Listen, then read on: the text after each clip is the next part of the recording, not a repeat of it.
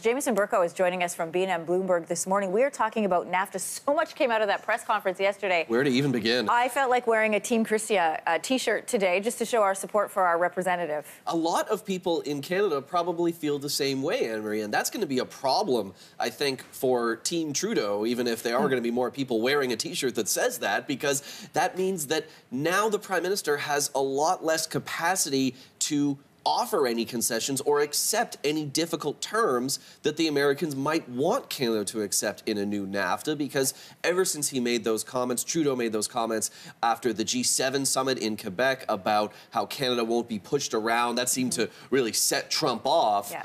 But ever since he said that, he's kind of made it so that, well, now he really can't be pushed around because he made a pretty big show of saying he won't be. Well, and Chrystia Freeland also saying we would rather have no deal than a bad deal.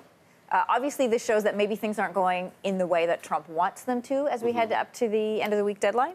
It seems as though the U.S. president was expecting Canada to just fall in line with the concessions that Mexico made, even though, of course, very different relationship the U.S. has with Mexico than it has with Canada. But and different pressures, right? You have a leader who is leaving.